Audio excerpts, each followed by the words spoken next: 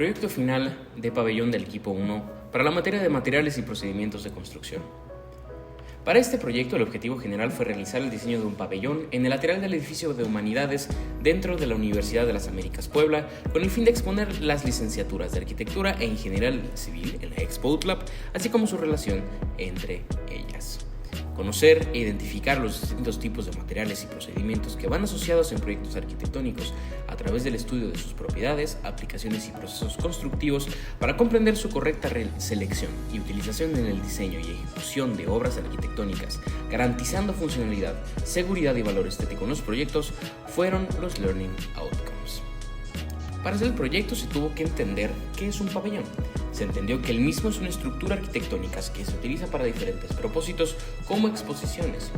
En estos espacios se suelen realizar exposiciones temporales y están diseñados para albergar un gran número de personas y para poder ser fácilmente desmontables. Para el proyecto se eligió este terreno. Se necesitaba una zona dentro de la universidad que se encontrara con una pendiente mínima de 80 centímetros. Así que el terreno se encontró en esta ubicación. Se realizó un levantamiento del terreno. El mismo mide 20 metros por 20 metros y se desplanta entre el edificio de Humanidades y el Colegio Ignacio Bernal. Colinda al norponiente con HU, al surponiente con un camino peatonal y en los dos lados faltantes con jardines arbolados. En cuanto al análisis de sitio, el desnivel es regular, por lo cual por cada 2 metros que baja la misma cantidad de centímetros. En cuanto al recorrido del sol, es un factor importante, sobre todo en estas épocas del año, en donde el ángulo suele ser más molesto, ya que puede caer a casi 45 grados del suelo. El clima durante la época en la que se realiza esta exposición es importante para su diseño. Es uno de los meses más lluviosos del año y tiene temperaturas de medianas a bajas, lo que implica que había que considerar caída de agua importante y que el calor no sería un impedimento. En cuanto al entorno construido, se encuentra entre el edificio de HU y guarda una relación más importante con el centro estudiantil y otras zonas cercanas a la cafetería central de la universidad. Se exploraron también algunos casos análogos, como el pabellón de Uzbekistán, que tiene una morfología triangular hecha con cedro, que se pudo reciclar eventualmente para poder hacer una serie de escuelas, y que se presentó en la Expo Osaka. El centro de esta exposición se desarrolló en una especie de toroide hecho de madera, que fue hecho con madera reciclada y que fue fácilmente desmontable después de la finalización de esta exposición.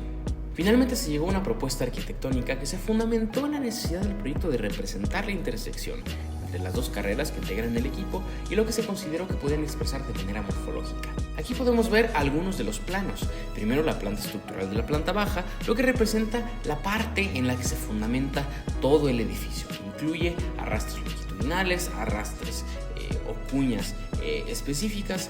Tenemos columnas de 20 por 20, vigas madrinas y largueros, así como una cantidad mínima de contravente horizontal. Se sigue con la planta arquitectónica del primer nivel, en la que se puede ver el mobiliario, las circulaciones básicas y la cantidad de ejes que existe en esta retícula de 2.44 por 1.22 metros. Se puede observar también la planta estructural de la cubierta, que tiene mucho más contraventeo al tener este desnivel importante y que se desplanta en una retícula cuadrada, perfectamente cuadrada, de 2.44 por 2.44 metros.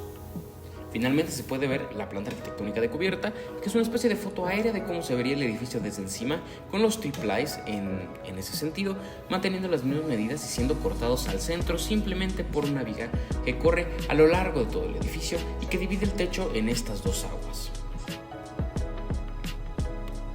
Se pueden ver algunos alzados. Las fachadas son simétricas, dado que el proyecto también lo es, y viéndolo desde frente, el proyecto tiene un triángulo de cubierta y un triángulo abierto en donde se puede observar el contraventeo. Aquí se puede ver las diferencias en el contraventeo, así como en la altura de los polines y en cómo se van adaptando al terreno manteniendo un mismo nivel del suelo. En este otro se puede ver la misma perspectiva, pero desde el lado opuesto, observando también los árboles que determinan dónde hay huecos en la estructura. Aquí se puede ver la vista de la fachada principal por la que entrarían los usuarios. También se tienen dos cortes, en este caso uno que corre de nororiente a surponiente y en el que se puede ver la vivencia del espacio en estos dos grandes triángulos desde dentro, incluyendo un techo en el que se ve la estructura como si estuviera debajo del piso y la parte abierta que permite tener una circulación de aire y una entrada de luz. Este otro corte representa lo mismo, pero visto en un corte perpendicular al anterior y en el que también se puede observar la altimetría de las escaleras. Finalmente, para realizar el modelo de la cimbra se tuvieron tres pasos. Uno preliminar en el que se hizo una pequeña parte del modelo total y en el que se evaluó si era posible hacerlo de manera correcta. Después se hizo una primera maqueta con materia balsa y en la segunda parte se hizo una materia con papel batería. Aquí podemos ver los primeros dos pasos de la realización del pequeño modelo y los diferentes pasos que ocurrieron para poder realizar la primera maqueta hecha con madera balsa, desde la colocación de los arrastres largos hasta las cuñas, las medidas en las que se hicieron, la colocación de las vigas madrinas y del contraventeo y finalmente el clavado del triplay. Aquí se puede ver algunas diferencias que se tuvieron respecto a la segunda. Esta no estaba bastante derecha y tenía un armado muy frágil en las diferentes piezas, lo que causaba que, junto con los clavos desproporcionados, tendieran a quebrarse y a enchuecarse. Aquí se pueden ver algunos detalles importantes, como que se calculó mal el número de clavos que serían necesarios para la obra y que finalmente resultaron en un piso que no era utilizable. Aquí podemos ver las fotos para la segunda maqueta a una escala mucho más grande, 1.25, y que fue realizada primero como un trazo, después se colocaron los arrastres longitudinales, después los arrastres particulares, al mismo tiempo que se colocaron los polines y que se armaron. Encima de ellos se pusieron otras cuñas sobre las que descansarían eventualmente las vigas madrinas. Durante todo el proceso se utilizó el eje perpendicular a la manera en la que caían los arrastres para ir colocando los diferentes tipos de contraventeo. Aquí se puede ver cómo se fue avanzando hasta el punto que podemos ver en la fotografía inferior derecha, en donde ya se ven las vigas madrinas colocadas por encima de todo lo anteriormente mencionado.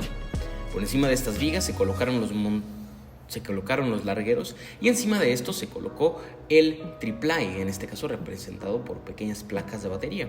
En el caso de esta maqueta se clavaron con 4 clavos en las 4 esquinas de cada uno de estos rectángulos, guardando estos 3 espacios en donde reposarían los árboles que no pudieron ser talados. En estas fotos se pueden apreciar los contraventeos exteriores e interiores, así como uno de los hoyos. Detalles en las escaleras, en los diferentes huecos que quedan, una pequeña perspectiva y un detalle de los contraventeos. Estas son fotos internas de cómo se ve la cercha desde adentro. Es un espacio bastante denso y bastante bien logrado. Y finalmente se tienen las fotos finales, en las que se ve la maqueta completada con los 3 espacios para los árboles y las diferentes medidas de polines adaptándose para generar una superficie plana. Finalmente se pueden llegar a las conclusiones. Mediante este ejercicio se logró comprender la estructuración y simulación de una cimbra, así como analizar la función de cada una de las partes que la conforman. Fue posible reconocer de manera precisa los materiales que la hacen, tales como los largueros, los arrastres, las cuñas, los polines y los barrotes. Finalmente, como recomendaciones, se pueden determinar previamente las unidades a utilizar en cada elemento que conforma la cimbra, con el fin de optimizar los recursos y reducir el tiempo de trabajo. Realizar elementos con medidas reales y proporcionales y guardar cuidado en la materialidad de la maqueta para que pueda representar fielmente el comportamiento de los materiales en la vida real. Finalmente se puede llegar a la bibliografía y a los agradecimientos a aquellos que pudieron ver este video. Gracias a todos por su tiempo y hasta aquí nuestra exposición.